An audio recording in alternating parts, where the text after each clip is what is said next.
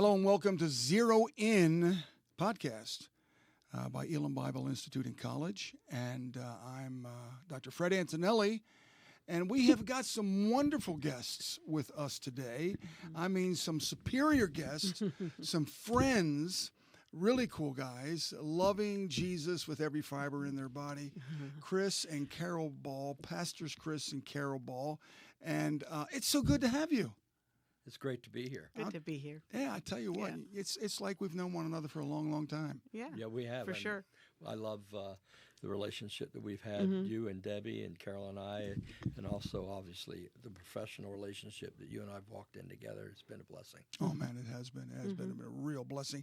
Well, you both are here today because we're going to be talking about something new and vibrant and powerful in your lives, both of you, because, of course, you were Chris the pastor and pastor's wife and the President of Elim Fellowship and other things. But today we're going to be talking about something very specific in what you guys are doing. But before we get there, before we actually get to the, and I'll let you introduce the name of the ministry, I want to, for those who may not be aware of either of you, I want them to find out about you. So, Pastor, we're going to talk to you first about you and about Chris Ball and who he is, and then Carol, we're going to move right to you. Chris, if you would. Great. I learned about Elim from Paul Johansson. I was living in Virginia Beach working at the 700 Club. I had the opportunity to go to a conference, a men's conference, and going through a kind of a difficult time in my life as a 24-year-old. And but anyway, the long story short is he invited me to come and be a part of the Bible college because I had a calling on my life to be a pastor. And so with that invitation, I came to Elim, and that's really the first time I've even heard of Elim when I met Paul Johansson. So I went to Discovery Days, came from Discovery Days right up here, and then within about probably 2 months, sold everything I had and started in January as a midtermer. So followed that. And then, of course, if you go fast forward, I met Carol a year or so later. She'll tell you the details. But basically, wives always have the details, right? She was a student. She was a student before I was for a year. And but when I came here, we met eventually, and then got engaged and left. And Carol graduated, and a year later, after she graduated, we went to a little town called South Butler, New York, where we both co-pastored the entire time we were there. We were there for 27 years. It was a traditional church. It was a church that started in 1831, and it was a denominational church, very liturgical. And over the years, we saw God add numbers to that church. The consistent number towards the end when we left was around 350. And God allowed us to build probably around $3 to $4 million worth of buildings debt-free. Wow. So God did some cool things while we were there. Like $3-4 million? Yes. Debt-free? Debt-free. Wow, that's awesome. Yeah, it was pretty cool. Sacrifice of people, just being willing to sacrifice and give.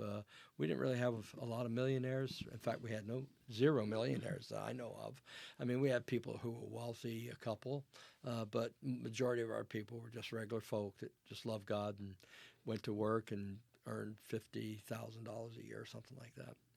So anyway, but all that time for both Carol and I, we had a deep care for leaders and pastors. And in fact, in the early days, I brought John Maxwell and others, Jack Hayford, even to this campus where we're filming today.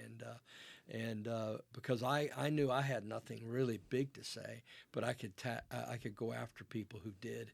And so we had leadership conferences way back then, and then eventually the fellowship reached out to me. One of the leaders at the fellowship, Ron Bergio, actually, he said to me, "Hey, would you be willing to come and and be general secretary. He wasn't the first. A guy named George Veach, actually, back in the day. The George Veach. The George Veach. We were at an annual business meeting, and he yelled out, "I want to nominate Chris Ball to be a trustee for the fellowship," which meant I would have been at that time on the board of administration that they had, and I don't even remember the year, but I came on. I got nominated that moment. Didn't have any conversation with anybody prior to that. Accepted the position and also was voted in to be a trustee. That was when my first introduction to Elim Fellowship, other than our ordinations. And but anyway, long story shorter. For the last 10 years, I have been serving in the office of the president, and I absolutely love that role. I feel that I always kept the title Pastor Chris because I felt like I was a pastoring president. But I really, really, really got to bless leaders. We had 890 some credential holders when I came in, and I look at all of them as people that God called me to lead and equipped me to lead, and I had a great team of people to work with. So it's been a tremendous, tremendous blessing. Yeah, you. I mean, all those years at Elim Fellowship,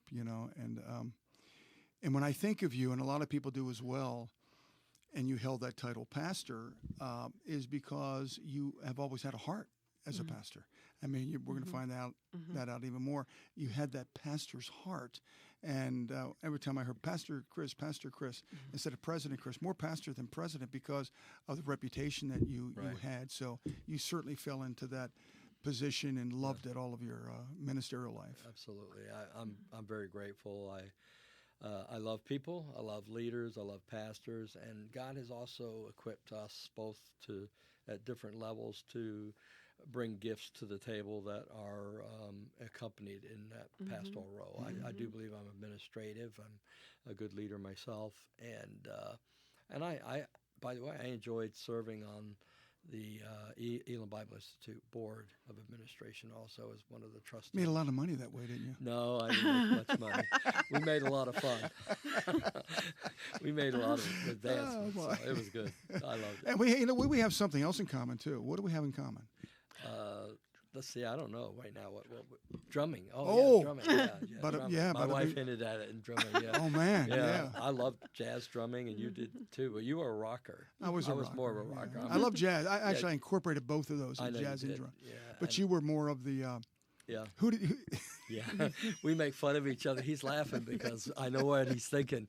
My wife and him have a history where they like classic rock, and I liked people like Donny Osmond, and they make fun. We both make fun of me, but that's not the music I played. I played real jazz music. And, you did. You're a good drummer. And I was a good drummer, and actually, I just my drumming for ministry really flourished when I was a student at Elim, because I had come out of a tradition where the church would not allow me to play drums, and so I had laid it down for a while. And when I came here to Elim as a student, they asked me to play in chapel. It is good therapy, isn't it? Because you beat on things, isn't it? You just it's all good, man. It's like it's the devil's face. That's cool. Yeah. Carol. Yeah. So that's Pastor Chris, and so many people know him. And of course, we're introducing it to people who don't really know him. But you, they talk about the better half in ministry, and we've heard of that many times. So tell us, if you would, about you, your ministry, and what God's doing in your life. Okay, yeah. Well, I'm going to start with where I came from, and just quickly, I grew up. I came to know the Lord when I was 23 years old, and quickly, I came out of grew up in a home that was like a nominal Catholic home, but not really religious or anything. Got into stuff in the 70s. But I was on a path to become a mechanical engineer, and so I was working at the time. I was 20, 21, 22, as I was working as a mechanical designer, and I started full-time college, but I switched and part-time working as a drafting person, and then I flip-flopped it and went part-time college engineering courses, and then my job was full-time. So I was a mechanical designer. I was wanting to become a mechanical engineer, and then I had other things in my life that were destructive habits that weren't good. So anyway, my life was, yeah. But I had some friends that invited me to church, and I went, and it was Easter Sunday, and I went to church because it was Easter Sunday, and that's what I grew up doing, was going to church on Easter Sunday. So in that service, I met the Lord, and I was 23 years old, and God quickly apprehended me, and it was just like day and night, and quickly in that first year, I began to really sense a call to full-time career ministry. I didn't have that detail of what it was. What I just wanted to do was, all I wanted to do was to be an instrument of God to impart to people and help them prosper and thrive in their life and their walk with God. And people that were called to God to minister, to be in ministry. I wanted to be instrumental in seeing them fulfill the call of God in their life and the purpose of God in their life, and that was my heart. That's what I wanted to do. I wanted to preach, and there were like maybe 4 or 5 young people at the time in my church that were going to Elim, that were attending Elim Bible Institute. And so when the Lord, it was just all in that first year, 9 months later, the Lord just led me. That's a story in itself, but he led me to come to Elim to train, to be in ministry.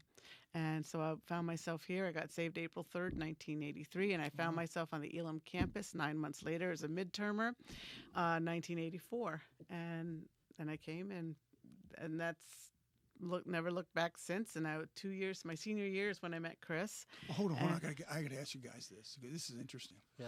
So you met Mr. Wonderful, right? That's at that time. The question is, was it love at first sight, or did you have to work it? How did that work? That's a story. That's a story. I have to tell you, when I first got saved and when I first came to Elim, I had no intentions. I really thought that I didn't want to be married. I thought I was called to singleness, but then you met him. No, well, no. I started, I think, about a year. So I think I started, and with some guidance and some from people in my life, leaders in my life, and mentors in my life. I was like, I don't know anymore if that's a good idea. I think when I first got saved, it was probably good for me to have that mindset. But so then they said, well, God lets you know, and I had people just speak into that, and so then I was like, okay, well, whatever the Lord wants. But I think I don't know. That's quite a story of how we met. It's probably too long to tell. The short version is I became a heat-seeking missile once I found her. No. Let me tell it. So I'll tell it real short. Go quick, then. I'll tell it real quick. We didn't know each other. We weren't friends. He had a different set of friends, and I had a different set of friends. Donnie Osmer friends. That's true. That's right. And I loved the way he played drums in the chapel. Man, that was really good. They are great. attracted to drummers. Yeah. And so what happened was he didn't know who I was, but I knew who he was because he was just out there, And so we were both RAs, and then at the time we had what they called RA responsibilities, and so every semester an RA, a guy and a gal, would get assigned to a week to sit in the cafeteria for 1 hour to answer the phone and make sure everyone was dressed appropriately. This is back in the 80s, remember? So that's how it was. And anyway, the guy that was assigned to the week with me asked Chris to fill in one night, and that's how we met. Right. And we spent the whole hour talking. And then from that point on, Chris became a heat-seeking missile. Mm-hmm. So I was a senior and he was a junior. And everywhere for the next couple weeks, he was just popping up everywhere in my life. So I'm assuming he just wanted to connect with Bible studies? Yeah. That's we had devotions. I was devoted to her, and she was devoted to me. Oh, he was all excited. Yeah. He'd come right. That's what he was doing. And he would make all these. He came and sat down while I was talking to my friends, and I was talking about what I was doing for one of my term papers for pastoral pastoral class, and he was like, "Oh, I have a tape that could help you," and all that kind of stuff. But we became friends, and then for the rest is history from there. We have 3 children. We now, have, yeah. So we stayed together. We stayed together. And yeah. you have 2 grandchildren? Three We have 3 now. grandchildren. 3 now. grandchildren. Wow. Yeah, 2 boys and a young little girl. But one thing I said to Chris when we started, really, when it seemed like the relationship was going in a direction of, the marriage, it was going to be marriage, I said, you need to know that I have a call on my life, and I'm called to preach, I'm called to ministry. Right. So if you have any issues with any of those things, we can't go any further, And Chris was like, no, we're partners, and that's how, we're a team. We're going to be ministry together. And like he said, when we got our church, we got married, and then a year later, the church came in 1988. Yeah, we got married in 1987, and we were functioned. We ministered as co-lead pastors all the way through.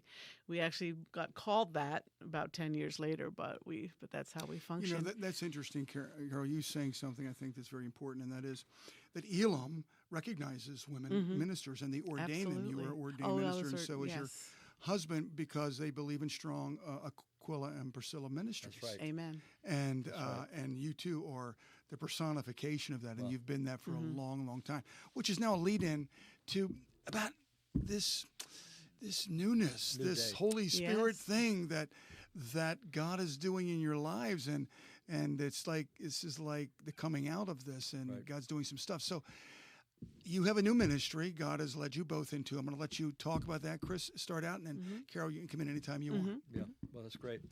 Well, the name of the ministry is called Tend, T-E-N-D, like tending the sheep, tending the shepherd. I believe somebody just prophesied over Carol and I recently and said that we have sort of a soul shepherd. A soul shepherd, yeah. We're like soul shepherds. Yeah. And we really do care for pastors.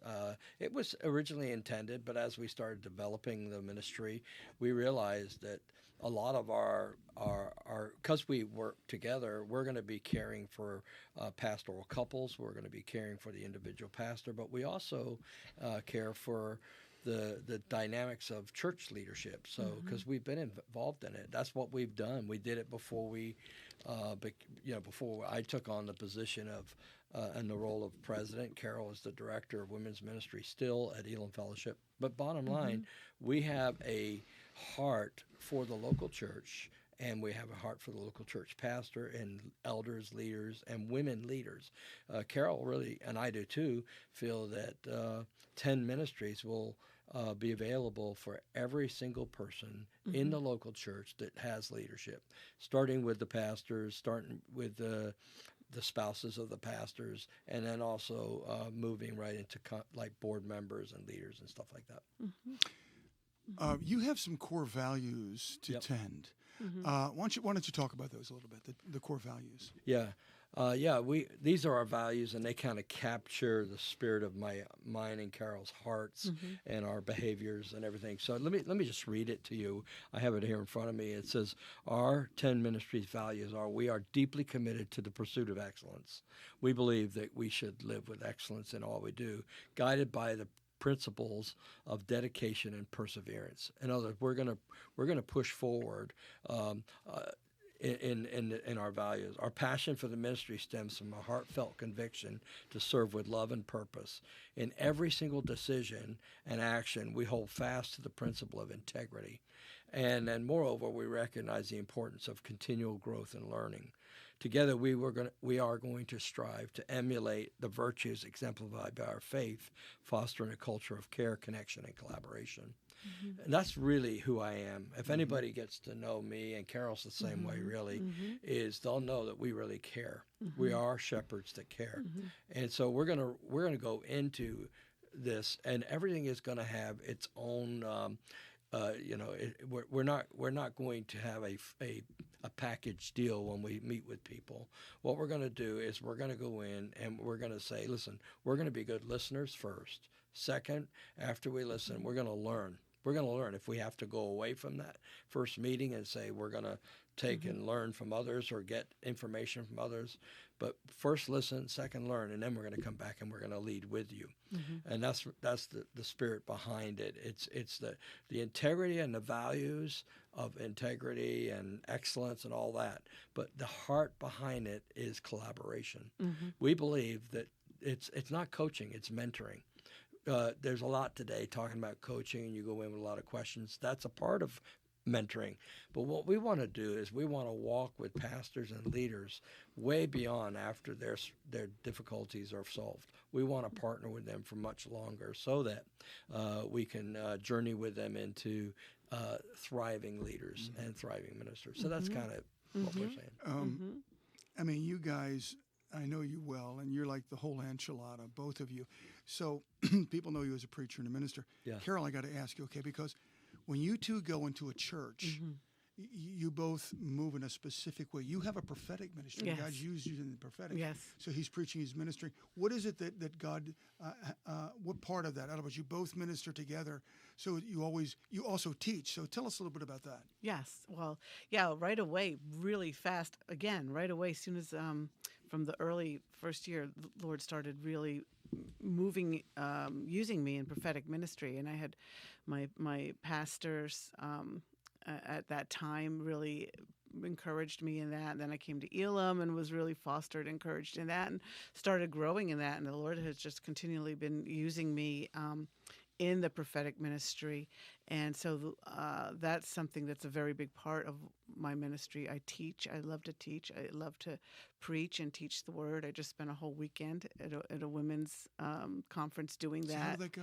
Went really, really well. It was powerful. It was really good. And women were just ministered to, and women were filled with the Holy Spirit, and it was just a great, great time. Without using names, tell the story about the prophetic word with the curtains.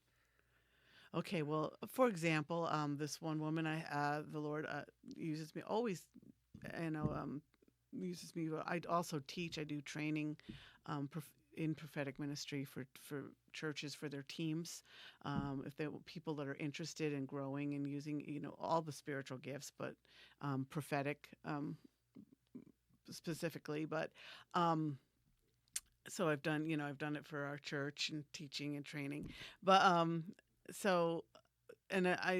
I was speaking, the Lord began to open up the time for prophetic ministry.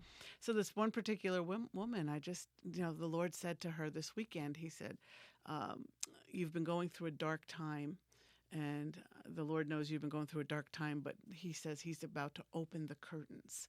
He's going to open the curtains, and the sunshine is going to come into your life, and that's about to happen. And then, it shared some other things, some other specific things to that, and some other encouraging scriptures and words with her. Well, then, yes, in the next morning, they had a time where women can come up and share something that really touched them in the weekend. Well, this woman came up and she said to the group, she said, most all of you know that for this past year, I've been saying I'm in a really dark place. I'm going through a really dark time. And she said, and I just feel like, she said, my daughter got these blackening curtains in her house. And she goes, I've been saying I feel like I have a blackout curtains in my life. And I just wish the curtains would open. I wish, and had been saying that. And then she says, and then the Lord comes along and says, he's going to open the curtains and the sunshine's going to come in. And it's great. Yeah. So that's happened this weekend. But so if that is awesome, because you have been here, of course, at EBI, and you have ministered prophetically as well as Chris speaking. So if a gal is coming to one of your seminars, some ladies, what is it that they can expect at one of your seminars? One of my seminars, they can expect to. It depends on. This weekend, I was invited in, and their theme was intentional. So that was the theme, intentional. So I felt the Lord called me to just, let's go back to the basics. What do we need to be intentional about as the people of God? And that's my heart, what Chris said, in Tend Ministries, even to, to help leaders to help people of God to grow and to thrive and to be all that God has called them to be. And that's my heart. So I will bring teaching. I will bring words of, what does God want in this season? What does God want to do? What does God want to impart to strengthen and encourage and help us to really live lives that cause us to fulfill his purpose in our lives. So, this weekend it was intentional prayer, intentional praise, intentional about his presence with us. And these were the things that I brought to the women. And then they can expect to have prophetic ministry because God uses me that way. Yep. And so they can expect to be imparted to that way. Yeah. Again, we've been under the prophetic and the teaching with you too. So, because you both are pastors, you've been in the ministry, because you operate in this Priscilla and Aquila type ministry, and I think most of, not all, but most of your ministry is going to be to leaders, pastoral type missionaries and otherwise. What is it that pastors and missionaries and ministers can expect from you two in Tend Ministry? Yeah, let me answer that. Last week I spent time on the phone with a lady who was an elder in a church who, she called me and she wanted my advice about how to manage this church. She had come out of an elders meeting. It had been pretty intense the night before. And she called me just out of our relationship, not as part of Tend Ministries, just called me. That happens all the time to both of us. Carol will get calls from ladies in church and sometimes men. And I, in this case, had an elder in a church that was a woman call me, and she was just sharing the details of that. I believe God has allowed Carol and I to work so much in the heart of ministries that we've pretty much faced everything you can think about. So I was able to tell her, how, hey, have you looked at your constitution and bylaws? This is what will help you as you are an elder, decide on how to educate the rest of your eldership team. So I basically answered a lot of her questions. So that was one aspect. Another aspect of what I would think is going to be definitely a part of it is a lot of pastors need a friend. And believe it or not, back just several years ago in 2020, Barna Research said that 49% of pastors wanted to quit. It's lowered now. It's down to about 38%. But at the end of the day, pastors need a friend. And there's elder relationship with pastors, but pastor to pastor friendship is very, very important. And to have somebody that's been there, done that, and face some of the positives and the negatives of ministry and give hope to pastors, I believe we will be friends to leaders. We're also quite available between the two of us. We have a lot of experience that we can bring in a way of conferences. And that Carol was in a conference this past weekend. We've done marriage conferences. We've done financial conferences. We built buildings, as I mentioned in the introduction. We know how to help people build buildings. I have led, listen, if you can lead the Elim Fellowship Council of Elders, 15 elders on that board, you've got to have gifts in that area of how to help facilitate, help navigate that. And nothing of Tend's ministry, this is going to be a mark. Nothing will be formulated and fixed. It's going to be customized to every single time somebody calls us and connects with us. Just today, Carol got a call and somebody wants to sign up on one of our packages. And tomorrow we're meeting with a pastor couple who have said, we want to take a year with you. We want to walk with you, and they're going to identify tomorrow what package they want us to do. And depending on whether it's package A, B, or C, we call it silver, gold, and platinum package.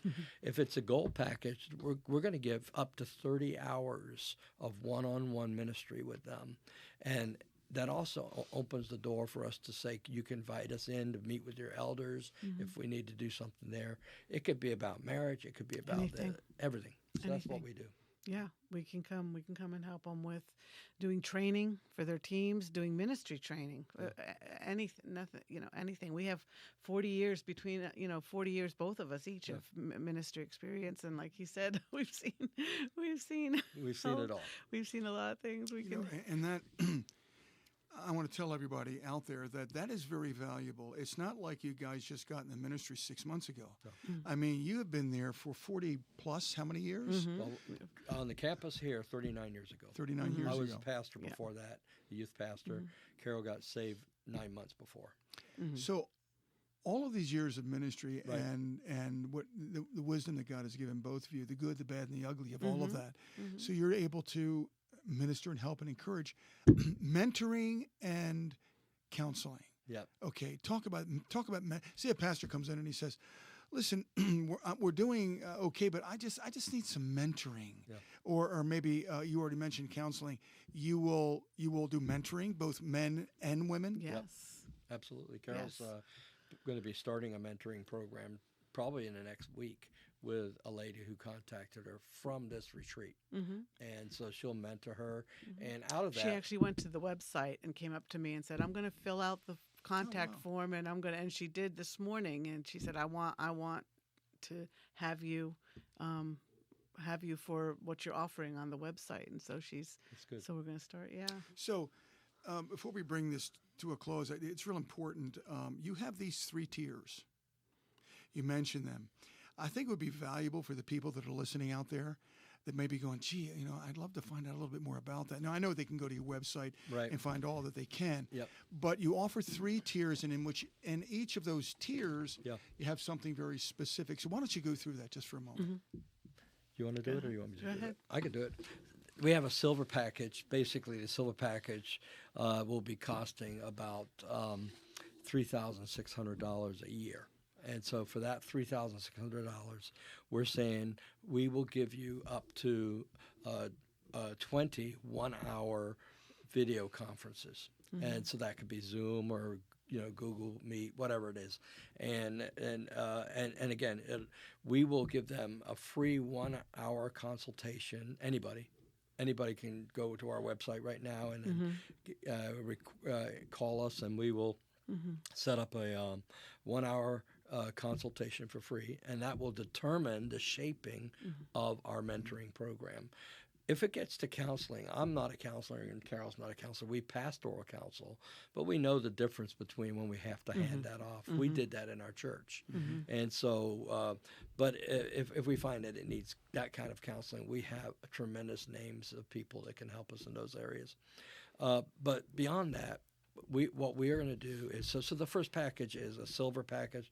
The gold package ups that to $4,800 for a year, and that's 30 hours of face-to-face timing. But then also the platinum package is $7,500, and that's up to 40 hours. But it's not just the 40 hours. There's also additional ingredients to each level. So we'll be able to call... there's going to be more of more acceptableness to us being in person, meeting in person with people, the higher we go in the packages. We also are more willing to have what we call repeat access to their boards, their administrations, and like that kind of thing. In fact, I already know... In fact, I'll go ahead and say it. There's one pastor couple that we're meeting with tomorrow night, and they've already said to me that they don't just want the mentoring themselves. Their entire board wants us to come and mentor them as they walk through some changes. We know churches right now, watch this, we know churches right now that are going through succession. That's the biggest thing that's happened. We did that very effectively. Carol and I handed off our leadership role to another couple, and that church is one of the most successful churches in upstate New York here. And we know how to do things right.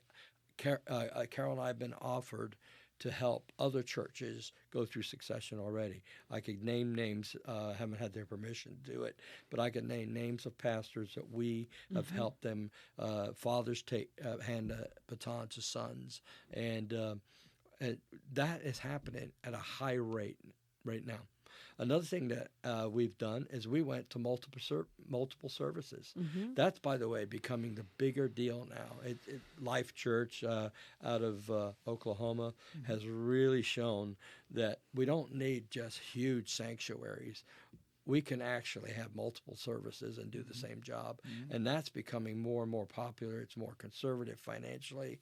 And it takes work to figure out how to do all that because there's a motion you got to go through. So succession and all that kind of stuff. So all of that can happen. So I would imagine that in some of the packages where people extend beyond the pastor and that go to the leaders, that will be helping churches in those ways. Absolutely. We also need to mention as well that we also have helped many pastoral couples in leadership. Then that they co-pastor, they see themselves as, a Priscilla-Aquila partnership, and that's something else that we offer that is happening more and more.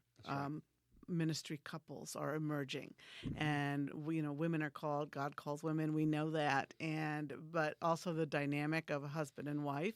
Yeah. We've been able to help and minister to a lot of couples, and that's something else that is part of that, what we would offer. Yeah, and younger guys and gals, because, you're mature leaders, you've been around, you've been through as I said, the good, the bad, and the ugly, and the younger pastors and pastors' wives that are out there that are doing this, they sometimes feel alone. Yeah. Yes. Because, we're kind of flying by instruments, we're not exactly sure, or flying in the fog, and people like yourselves can offer a dimension of, listen, we've been there, let me tell you some things, and can be very valuable to you. Yes. Yeah. And then if you go on our website, which I'll tell you how to get there in just a second, you'll see a myriad of topics that Carol and I are able to minister to that have nothing to do with those three packages. These three packages are primarily all for mentoring opportunities and going into a church with the intention of saying, hey, we want to partner with you, we want to walk with you, we want to love you, we want to care for you.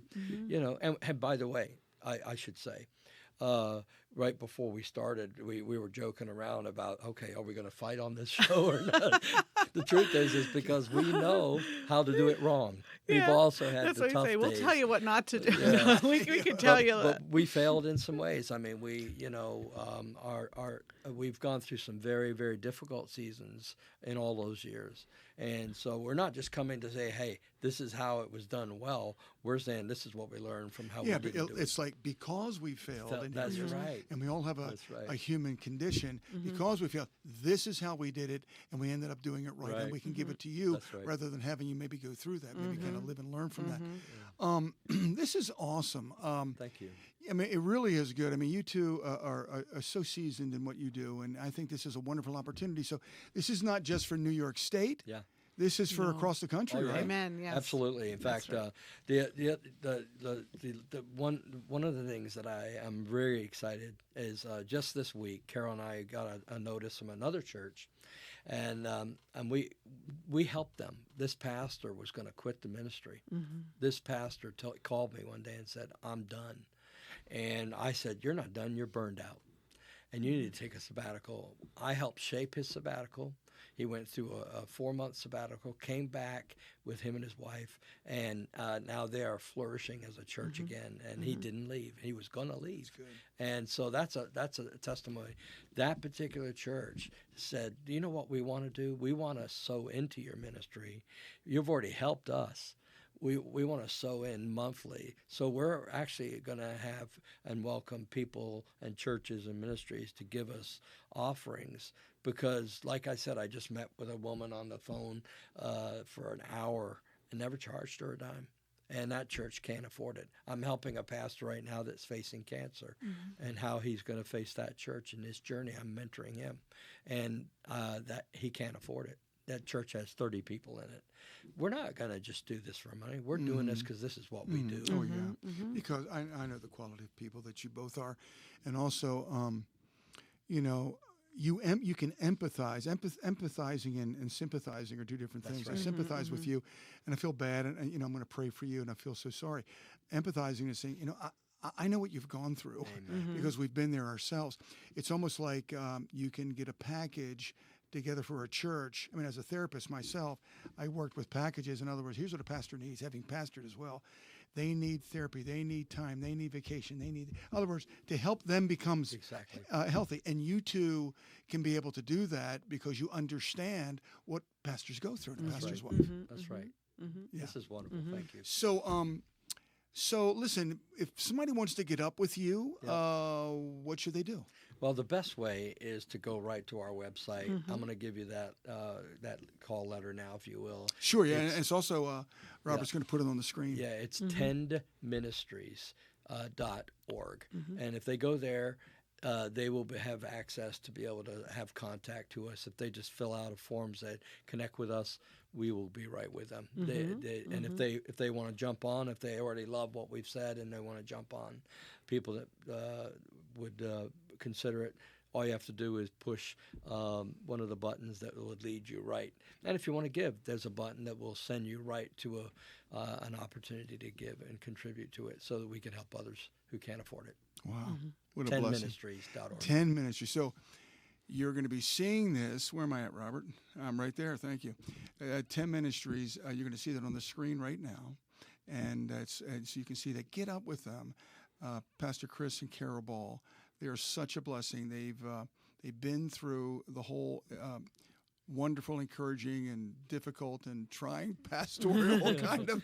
That's right. It's the ups and downs of it all, and they understand what you're going through, and so it's just a wonderful opportunity. Thank you so much. Is there anything else you'd like to say here before we close? I'll let you close. Go ahead.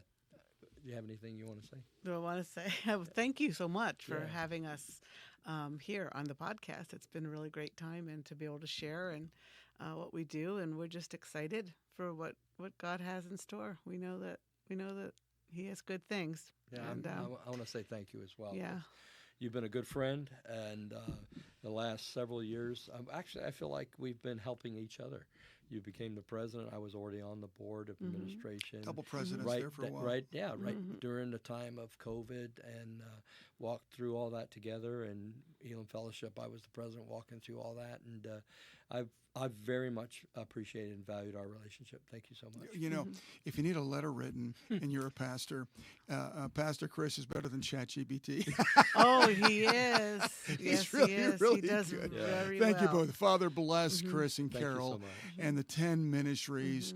God, they are so valuable to the body of Christ, and in particular, leadership. Bless them, we pray, in Jesus' name. Hey, thank you so much for being with us here at Zero In. We'll see you next time. Thank you. God bless.